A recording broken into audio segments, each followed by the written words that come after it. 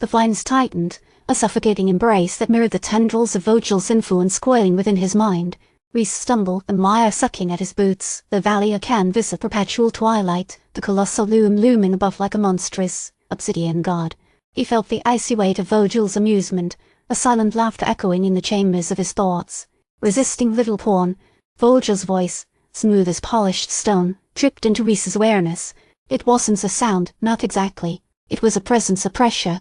Such a tiresome display. You could be so much more useful. Rhys grit his teeth, fighting the wave of despair that threatened to drown him. Amelia's face, a fleeting image of sunlight and laughter, flickered in his memory. Her touch, the memory of her hand in his as they explored the crumbling archives of Viridian, a vibrant city now dust and echo. "I won't be your tool," Rhys rasped, the words tasting like ashes. Such defiance, such waste. Vogel's amusement sharpened. "You misunderstand, Rhys. I'm not using *Q.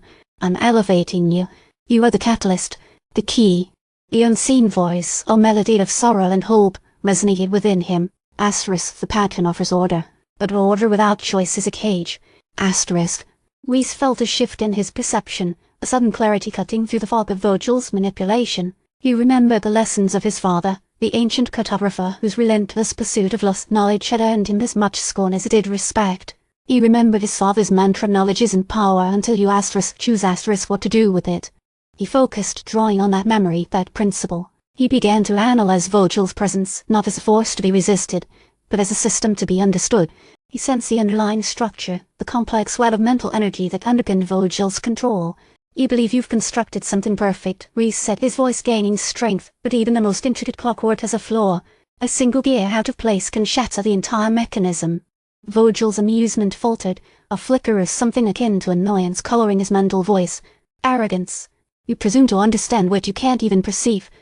"I perceive your desperation," Rhys countered, focusing his will. He recalled his father's lessons on deciphering ancient maps, the intricate patterns and hidden symbols. He started to mimic Vogel's presence, subtly altering the flow of his own mental energy. It was a dangerous game, a tightrope walk across the abyss of his own mind. The cloaked figure emerged from the shadows, its gaunt face impassive. "He speaks treason," it hissed, its voice a rasping whisper. "Silence," Vogel commanded, his mental voice hardening. "He is simply recalcitrant." Rhys noticed the subtle tremor in the loom's base, almost imperceptible but undeniably present. He remembered the structural diagrams he's memorized from his childhood in Viridian, the intricate calculations that governed the loom's stability. He saw the crack, a hairline fracture that ran along the foundation. "The foundation is compromised," Rhys said, his voice echoing across the valley. Vogel's mental voice crackled with frustration. "Lies. Fabrications. You are playing a dangerous game, little pawn." But Rhys didn't stop. He amplified his presence, mimicking Vogel's techniques, subtly disrupting the loom's delicate balance. The crack widened, a network of fracture spiderwebbing across the foundation. Suddenly, a new voice joined the chorus. A soft, melodic voice, filled with profound sadness. "The resonance is near. Choose wisely. The pattern can be bent, but not broken. Yet, true freedom lies not in resisting, but in understanding." Rhys felt a surge of power, an understanding that transcended words. He wasn't just resisting Vogel, he was learning from him. He was using Vogel's own methods to undermine his control.